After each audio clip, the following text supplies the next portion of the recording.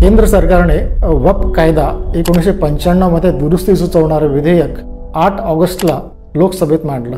काँग्रेससह इंडिया आघाडीच्या घटक पक्षांनी या विधेयकाला जोरदार विरोध केला. महाराष्ट्र, हरियाणा यासारख्या राज्यांच्या विधानसभेच्या निवडणुका डोळ्यासमोर ठेवून हे विधेयक मांडलं गेल्याचा आरोप झाला.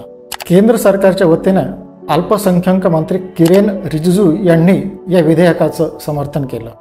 वक्फ बोर्डाअंतर्गत येणाऱ्या मालमत्तांचं योग्य पद्धतीने व्यवस्थापन करण्यासाठी आणि वक्फ बोर्डांची प्रशासकीय कार्यक्षमता वाढवण्यासाठी ही दुरुस्ती आवश्यक आहे असा दावा केंद्र सरकारकडून करण्यात आला.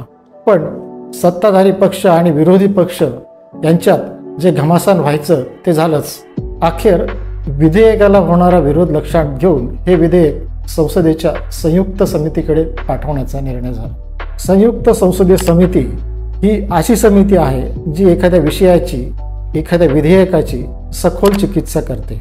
या समितीमध्ये दोन्ही सभागृहांचे सदस्य त्याचप्रमाणे विरोधी पक्षांचे सदस्य देखील असतात. या सगळ्या गोष्टींमुळे या विधेयकाचं काही काळ तरी कायद्यात रूपांतर होणं थांबलेलं आहे. या सगळ्या चर्चांमध्ये एकच नाव केंद्रस्थानी आहे, ते म्हणजे वक्फ.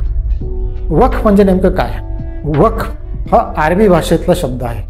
या शब्दाचा अर्थ आहे दान किंवा समर्पण. मुस्लिम कायद्याप्रमाणे धार्मिक किंवा धर्मदाय उद्देशासाठी इस्लामच्या किंवा अल्लाहच्या नावावर दिलेलं कायमस्वरूपी दान म्हणजे वक्फ. कोणतीही जमीन अथवा जंगम मालमत्ता वक्फ होणे याचा अर्थ त्या मालमत्तेवरचा वैयक्तिक हक्क संपणं.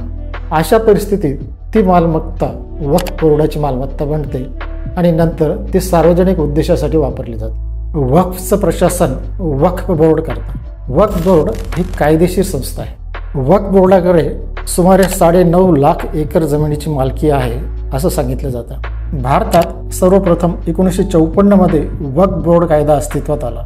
1995 साली नरसिंहराव सरकारने 1954च्या कायद्यात सुधारणा केल्या. वक्फ बोर्डाच्या अधिकारांची व्याप्ती वाढवली. हेच वाढवलेले अधिकार नियंत्रित करण्यासाठी सध्याचं विधेयक आणलं गेलं हे उघड आहे.